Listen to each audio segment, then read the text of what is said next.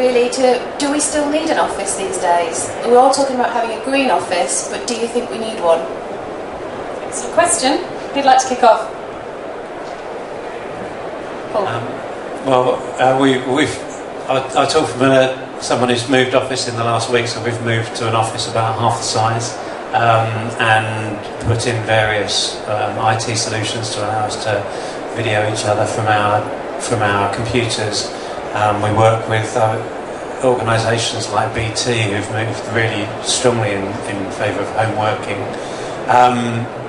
It will be interesting to see over time whether the importance of that social side of people who work together being together is still seen as essential to carry on the business versus, because I think practically the stuff that you need to do can all be done through technology. I think it would just depend on whether people feel that need to come together and have lunch together, for example. I agree with that. I think that you always need a way for people to meet and need that interaction.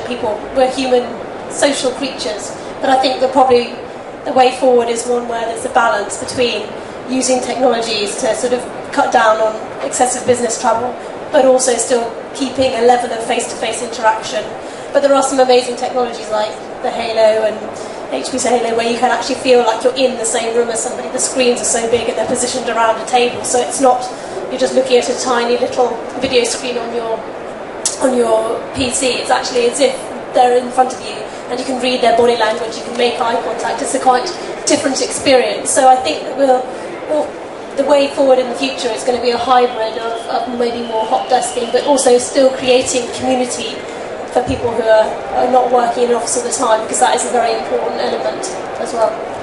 Yeah, I think building on that, there's a misconception that working from home is somehow always better for the environment. There's what we call rebound effect, which is you're working from home, you switch the heating on, you're heating your house you otherwise wouldn't be doing. So in many respects, it's more efficient to work from the workplace. It's not always the case. I'd imagine, as you say, I think what I could see in the next sort of 5 or 10 years is if you like, more sort of satellite ways of working, where, for example, you might go to sort of the equivalent of a Starbucks. It's almost like a hot desking area, and you might have these sort of satellite areas, which is sort of neither your workplace nor your home place, but it's near to you, and you might network with colleagues who are in your area. And you have much more flexibility in terms of where you work. So it's not just either at the home or the office, but we'll see the sort of satellite areas. And as new technology comes in, video conferencing comes a lot better. I think, again, that'll open up a lot more options.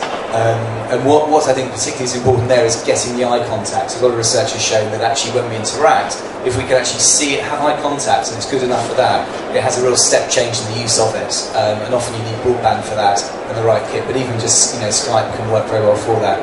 So I think I can see some more flexibility because picking up on your point, I think it's right that when we come together, that social cohesion is very important. Often that's where the brand identity is created. Often, it's how the organisation adds value and shares that social learning between itself is coming together. So I don't think it's just going to be more home working.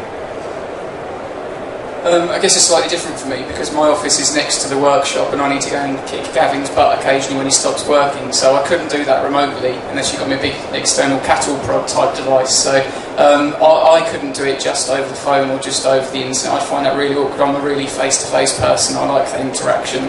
Call me old-fashioned, but I think talking to humans is quite important as well, isn't it? So plus in the design process it's quite organic and you're umming and ahhing and drinking tea and scratching your heads and putting things together, taking them apart. It's not as clean cut as a normal office environment where it's just all text, I guess. But yeah, we were discussing over lunch about iPhones. Probably we discussed it through the use of an iPhone, but it gets a little bit too distant at a certain point, doesn't it, when you just want to have a good old chin wag and a bit of a natter. So, plus, what about all the gossip that you pick up in offices? Surely that's really important.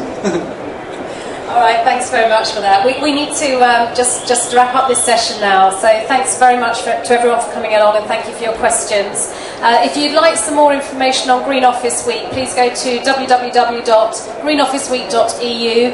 It's also worth visiting the Avery stand that's here. It's D32.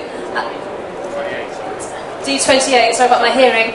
D28, where you get the chance to win this fantastic chair that's been designed by Max McMurdo. It used to be a shopping trolley, is that right? It did, yes. Specially branded Green Office Week chair, which is really worth seeing and definitely worth applying for. Anyway, thanks very much to all of the speakers for your excellent contributions today, and thanks once again to all of you who came. Many thanks.